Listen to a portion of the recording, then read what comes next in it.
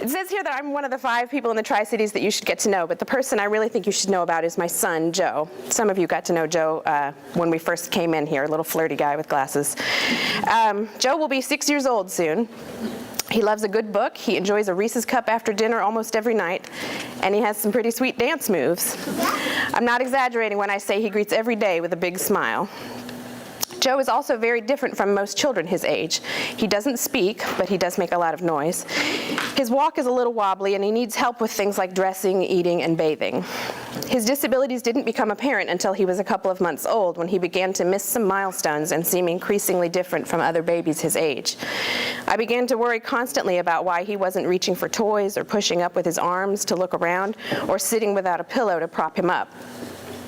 When our pediatrician confirmed that my worry was not just a side effect of brand new motherhood and that we had a real problem on our hands, I was aghast. This was not what I had planned for at all. I wanted to get on with the normal mothering experience I had looked forward to. I wanted the whirlwind of neurologists, geneticists, and orthopedists to eventually become a funny story about how we had overreacted to our perfectly normal child's momentary delay. So I began to pray every night and throughout each day for him to change. Please let him see properly. Please make him notice the toys we put in front of him. Please let him reach for things and play and explore. Please let him sit up and interact with the other babies at the play dates. Then one evening, my husband and I were watching a documentary in which a man was asked how he felt when he learned that his younger brother was deaf. His answer stopped me cold. I later went back and transcribed it word for word, so imagine this in a British accent. He said, "At the time I was desperately hoping that it wouldn't be true, that somehow some sort of miracle would happen and he would turn out not to be deaf. But then I told myself, well, if he weren't, then he wouldn't be the same person, and it would be wishing that this person didn't exist. So that wasn't the appropriate way to think about it." So when I heard that, what a revelation. How much time had I spent wanting this adorable infant to be different, to become the baby I assumed I would get instead of the sweet little person he was? I'd spent years dreaming of a child, 42 weeks carrying him, and 24 hours bringing him into the world, but now I'd wasted so much precious time wishing that I would wake up and find a totally different baby. It made no sense. So from that day forward, I stopped praying that Joe would become the typical child that we'd planned for. Instead, I began praying that I could become the mother he needed. That meant helping him to achieve his potential without wishing his potential were different. It meant spending as much time as possible just relishing sweet moments with him and being grateful for every hair on his sweet head. It meant doing everything I could to make sure that he felt nothing but love for being exactly who he is. As the baby years gave way to toddler years and preschool years, I was still learning new ways to be the mother Joe needed. I figured out how to keep him involved in those play dates, even when they revolved around things that he couldn't do. I practiced ways to explain his differences to curious children on the playground. I pureed his food, sought out adaptive gear to help him move around, and shopped the sales after Halloween and Christmas to find light-up toys that would pique his interest. I advocated and raised funds for our crumbling neighborhood playground to be rebuilt with features that would make it as fun for him as it is for the kids who can climb and jump with ease. And I'm still learning. Right now, we're making the official plans for Joe to begin kindergarten. It's important to me that his school experience is as inclusive as possible, not just so that he can learn from children who are speaking and writing and climbing the jungle gym, but also so they can learn from him. When I was his age, kids like Joe were kept in a separate classroom down the hall, and we only caught occasional glimpses of them. So no wonder I was frightened and overwhelmed by the prospect of parenting one of those kids. I'd never been given the opportunity to know any of them. So it pleases me that in 20 or 30 years, if one of Joe's classmates has a child with disabilities, their reaction might be, oh, maybe he'll be like Joe. Joe was a cool kid. Having an inclusive education gives Joe the best head start for a life in which he can become as much a part of his community as he might without a disability. Some of you may know that Virginia is right now in the midst of a historic transition in which the training centers that housed people with developmental disabilities for decades are slowly closing down, and those resources being redirected to help people live their lives in the community with meaningful work and friendships that are based on their desires instead of their diagnoses. It's what the ARC describes simply as a life like yours.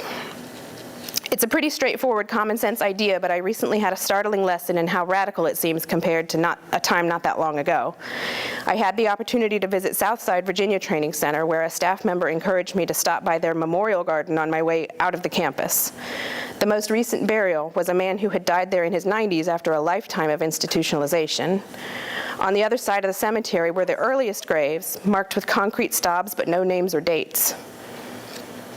Later graves had first names but no birth dates, or they had approximate birth dates.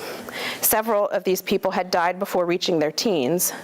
It's astonishing to think how many were left there as children, their parents encouraged by physicians and family members alike that it was the wisest choice. It makes me incredibly grateful to be Joe's mother in 2014 instead of in 1920 or 1950. But aside from sparking an interest in disability advocacy, being Joe's mother has changed me fundamentally. I spent a lifetime prizing intelligence above all else because it's what I felt I had to give the world. I have been known to have a sharp tongue and little patience for anyone who couldn't keep up with me in a debate. I still get a little mouthy sometimes, usually for a good cause, but when you have a child whose IQ falls below average and he's your favorite person on earth, you have to question whether intelligence really ranks anywhere near the top of important human attributes. Kindness, patience, optimism, and compassion mean much more than I ever gave them credit for.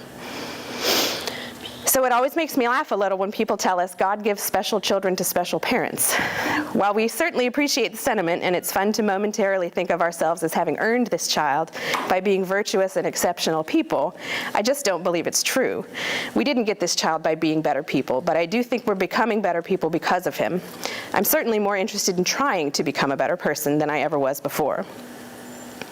It reminds me of a moment just a few weeks before Joe was born, when I was in my prenatal yoga class. It was the only hour each week when I felt somewhat graceful in a hugely pregnant body. The instructor was leading us all through a guided relaxation exercise and instructed us to place our hands on our bellies and imagine the baby inside. Then she said something like, "This baby has chosen you to be his or her mother for a reason." It sounds like hippy-dippy yoga talk, I know, but at the time it moved me very deeply. A lot moved me very deeply. And I remember getting teary-eyed as I thought about why this baby might have chosen me. What did I have to offer that made me the best mother for him? I now see that statement in a totally different way. If it's possible for babies to choose their mothers, and he really did choose me, it's not because of anything I had to give him. It's because of what I lacked, what I had yet to understand, and what only having a child this child could teach me. There they go. It still bothers me to think of how much time I wasted wishing not to have this life. There's so much silver lining in this experience that you can hardly call it a cloud. If I had looked into Joe's crib in 2008 and found that his body and mind were working the way I'd expected, all his milestones met and all my prayers answered, I'd have missed the moments that are now among the highlights of my life. I wouldn't have enjoyed a cuddly baby phase that's 3 times longer than most mamas get. I wouldn't have had a reason to become involved with organizations like the ARC and the Virginia Board for People with Disabilities, where I've met people who inspire and motivate me daily.